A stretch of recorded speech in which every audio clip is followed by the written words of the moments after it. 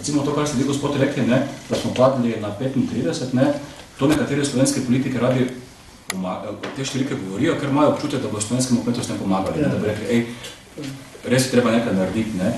Problem pa je, ker v bistvu slovenska kmetijska politika je odvisna, to da dobro poslušajte, isto kot evropska, od dobre volje davkoplačevalcev.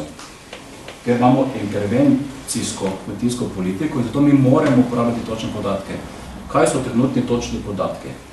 Trenutni točni podatki za Slovenijo so naslednje. Lansko leto, to mogoče si zapomnite, ker morate to govoriti pravilne podatke. Lansko leto je bila stopnja samooskrbe pri žitih 69%. Lansko leto je bilo izjemno. Izjemno je bilo zaradi pridelka, zato bo letos bistveno manj, ob tem, kaj se nam dogajalo. Potem pa nekaj se zgodilo, kar pa ni fajn, ne? Začela se je pomembno manjšati potrošnja. In zaradi tega je stopnja samooskrbe pri žitih lansko leto 69%, kar je približno več kot običajno, ker običajno se mi gibljamo okoli 55 do 60.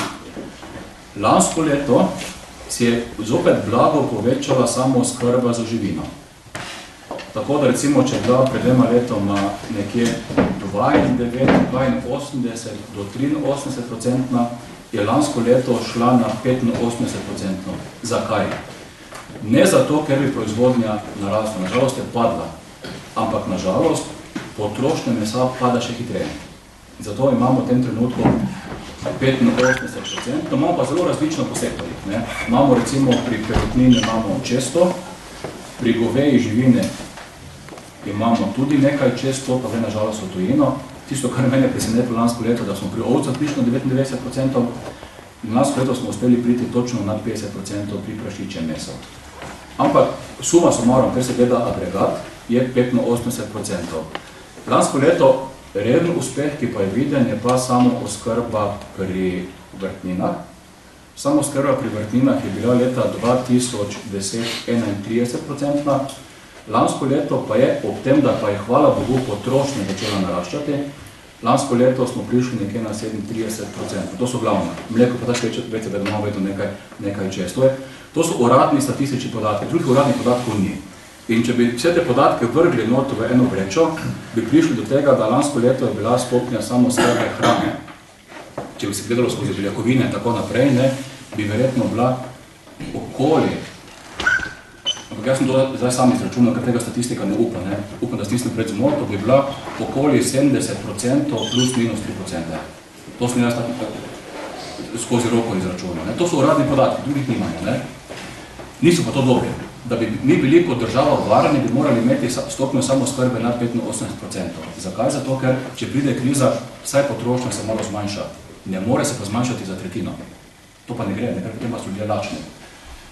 Zdaj, kar se tiče Lactalisa, verjetno ste opazili, da v času prejšnje vlade je bil strahovit sovražni napad na 2 firme. Na eno firmo se je manj opazovalo, bil je tudi na Ljubljanskem mlekarnu, pa ste videli, da ni bila prodana. Strahoviti sovražni napadi z strahovitim vložkom denarja so pa bili na Mercator. Vi poznate, kako se je kmetijski sektor z mano na čelu temu uprl. Ampak jaz nisem uprl zato, ker imam Mercator rad. Mene gre Mercator strašno na živce. Zato, ker Mercator je krivec, da smo šli pri nas napačno trgovinsko pot. Namreč, ko je začel Janković združevati ta Mercator, takrat je bila možnost, da gremo mi po srednje evropski poti, ki je dosti enostavna. Pa veste, kaj je srednje evropska pot?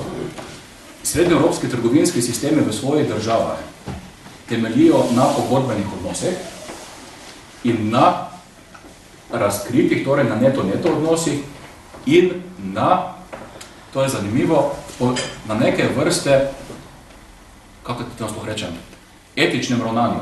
Razumejo, da ne smejo proizvajalcev uničiti. In zato imajo obvladano maržno politiko. Vzhodnoevropske pa temeljijo na spiskanju za vrat in potem, ko ga izčrpali, ga povrže stran. In Mercator je takrat šel, to sem tudi javno povedal, da ne domislil, da jaz to govorim samo med vami, tudi javno in ta gospod, o katerem sem se enkrat pomenil, on strašno nerad to sliši, ko vam povem, ampak je šel Mercator po poti, te vzhodne evropske poti, ker je davil dobavitelje. In potem se je zgodilo povsem isto kot pri bankah. Vete, ko so imeli neko utopično misel, da trg deluje.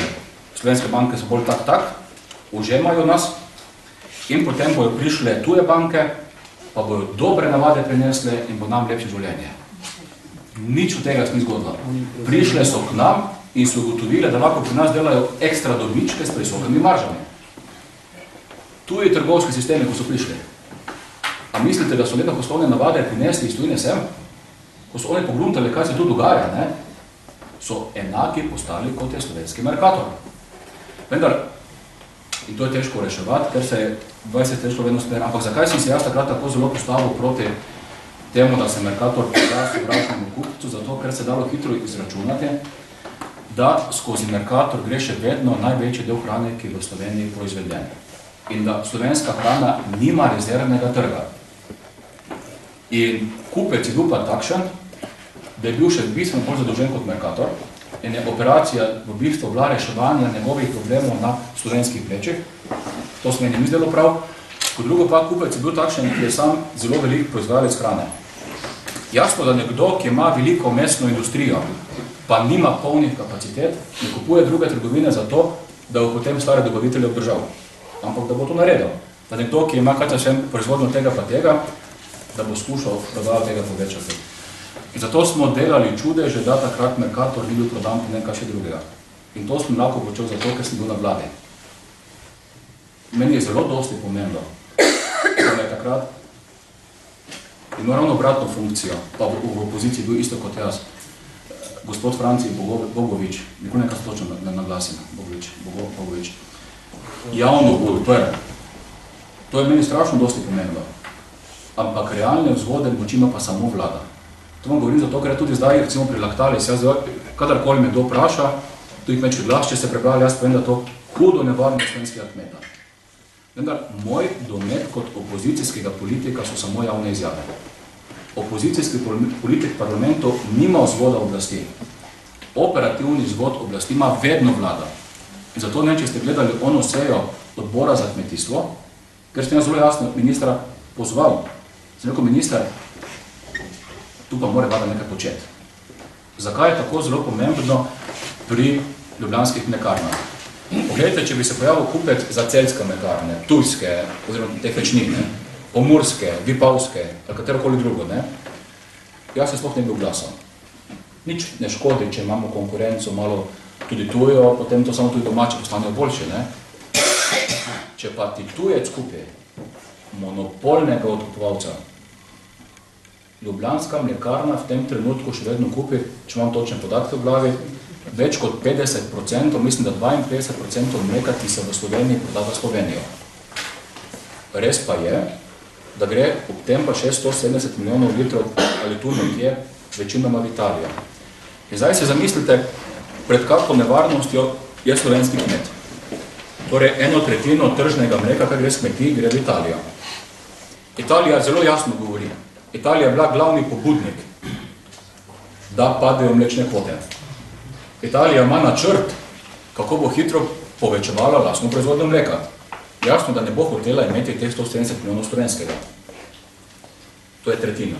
Potem si zamislite, da vam glavni odkupovalec, ki kakorkoli zdaj se še malo obnaša na solidarnostni princip, čeprav so cene drugačne, kot bi si jaz želel, ampak vsaj toliko količine se kupijo, da ugotovi to, kar je v nekaterih drugih državah ugotovil.